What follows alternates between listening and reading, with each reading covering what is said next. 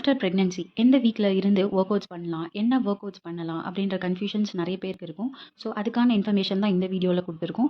So பாருங்கள். Okay, first 2 weeks என்ன பண்ணலான்னா, உங்கள் பாடிக்கு நல்லா ரெஸ்ட் கொடுங்க. உங்கள் பேபி கூட நல்லா பாண்டிங்கை க்ரியேட் பண்ணுங்கள்.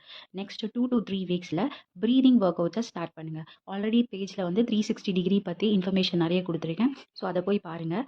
நெக்ஸ்ட் ஜென்டலாக மொபிலிட்டி ஒர்க், அப்புறம் உங்கள் பேக், அப்புறம் செஸ்ட், இதுக்கெல்லாம் வந்துட்டு நிறைய ஸ்ட்ரெச்சஸ் கொடுங்க. ஏன்னா நீங்கள் ஃபீட் பண்ண உங்களோட செஸ்டெல்லாம் ரொம்ப டைட்டாக இருக்கும், அங்கெல்லாம் ரொம்ப பெயின் இருக்கும். ஸோ அதுக்கான ஸ்ட்ரெச்சஸை தான் நம்ம பண்ண போகிறோம். Next pelvic floor strengthening workouts, core strengthening work outs பண்ண போகிறோம். ஏன்னா உங்கள் பெல்விக் ஃப்ளோரும் கோர் மசில்ஸும் ஆஃப்டர் ப்ரெக்னன்சி ரொம்ப வீக்காக இருக்கும். ஸோ அதனால் அதுக்கு ஸ்ட்ரென்தனிங் ஒர்க் அவுட்ஸ் பண்ண போகிறோம். 3 to 6 வீக்ஸில் என்ன பண்ணலான்னா 5 to 30 மினிட்ஸ் ஒர்க் அவுட் பண்ணுற மாதிரி பார்த்துக்கோங்க இனிஷியல் ஸ்டேஜில். நெக்ஸ்ட் லோ இம்பாக்ட் ஒர்க் அவுட்ஸை ப்ரிஃபர் பண்ணுங்கள். ரொம்ப ஹை இம்பாக்டை ஸ்டார்டிங்கே சூஸ் பண்ணாதீங்க.